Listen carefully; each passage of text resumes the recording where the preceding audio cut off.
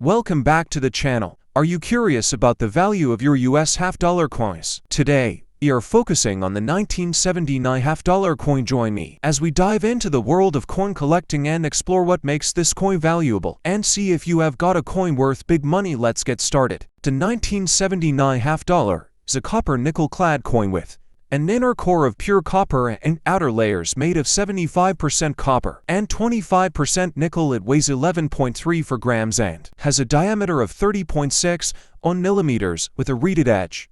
The obverse design by Gilroy Roberts shows the iconic left-facing bust of President John F. Kennedy with the inscriptions "Liberty" across the top and "God We Trust" divided on either side of his neck, and the year 1979. Below, the reverse design by Frank Casparo features the presidential seal, a heraldic eagle holding an olive branch and arrows encircled by 50 stars with United States of America and half-dollar around the rim. These specifications are consistent with clad halves minted since 1971, when silver was completely eliminated from circulation strikes.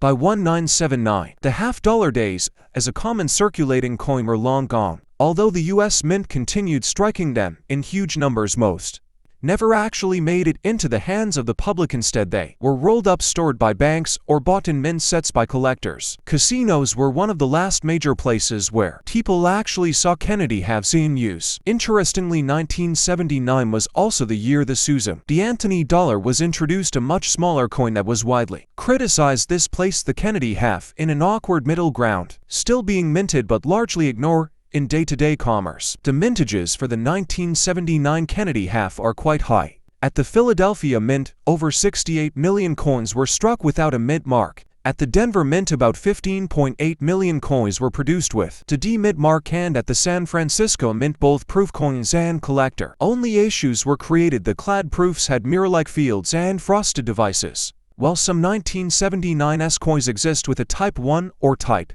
2 mint mark variation, an important distinction for proof collectors. Overall, the 1979 Kennedy half is not a rare coin, but certain grades and varieties can be significantly more desirable in circulated condition. A 1979 half-dollar is generally worth just its face value of 50 cents. Dealers may pay slightly more if they buy in bulk, but the coin is common in uncirculated mint state condition. However, values begin to rise. Examples typically sell for around $2, $3, while certified coins might bring $1,015 and higher, especially with strong luster and clean fields. Prices can climb into the $40, $75 range. The real standouts are high-grade proofs and those with cameo or deep cameo contrast, which can command anywhere from $15 up to $50 or more depending on the specific strike and certification. The most collectible aspect of the 1979 half-dollar lies in its proof varieties and mint errors. The 1979's proof has two varieties: Type 1 with a blob-like mint mark and Type 2 with a clearer and sharper mint mark. The Type 2 variety, scarcer and therefore more valuable, often commanding higher premiums in deep cameo grades. On the error side, you may encounter off-center strikes, clipped plankets, die cracks, or doubled dies, though none are widely recognized as major varieties for this year. Still, error collectors prize dramatic misstrikes, which can turn an otherwise common half-dollar into a coin worth $50, $100, or even several $100s. When evaluating a 1979 half-dollar, condition is everything. Look at Kennedy cheek and jawline. These high points wear down quickly, and on circulated coins they often appear flat. In uncirculated examples, you should see clean, lustrous surfaces with minimal bag marks. The eagle feathers on the reverse are also key strike indicators. Sharp, detailed feathers suggest a strong strike, while weakly struck coins are less desirable. Proof coins should have mirror-like fields, frosted designs, and no hairlines or spotting. Collectors pay special attention to coins certified by or higher, as these are much scarcer than the raw mintage numbers would suggest. When buying a 1979 half-dollar, first determine whether you are after a circulation strike, a mint state, business strike, or a proof coin. Circulation strikes are best found in coin rolls or bulk lots, while mint state coins can be pulled from original mint sets. Proofs are usually purchased individually or in intact 1979 proof sets. When selling, clear photography is essential, especially if you are marketing a proof or error coin. Circulated halves from this year are usually best sold in bulk but high-grade mint state, or proof examples are worth selling individually on auction platforms or at coin shows. Certification can add significant value if you believe your coin is top tier. The copper nickel-clad surface of a 1979 Kennedy half-dollar is fairly resistant to tarnishing, but still prone to scratches, haze, and bad marks. Handle coins only by the edge and store them in protective holders like airtights or archival flips.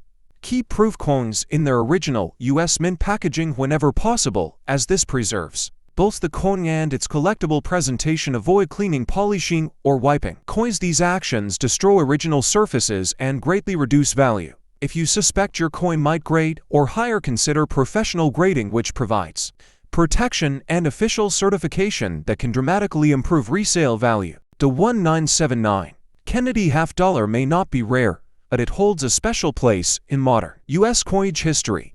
It represents an era when the half-dollar had essentially vanished from daily use but continued to thrive among collectors with its clad business strikes, collectible proof varieties, and potential error finds. The 1979 Kennedy offers opportunities for both beginners and specialists, whether you are filling a hole in a series set or chasing the sharpest deed. Cameo proof. There's always something new to learn about these coins. If you enjoyed this deep dive, hit that subscribe button, turn on notifications, and drop a comment below sharing whether you had ever found a 1979 half-dollar in your change or at bankroll. Next time we will look at another Kennedy issue from the 1970s and see how its story compares.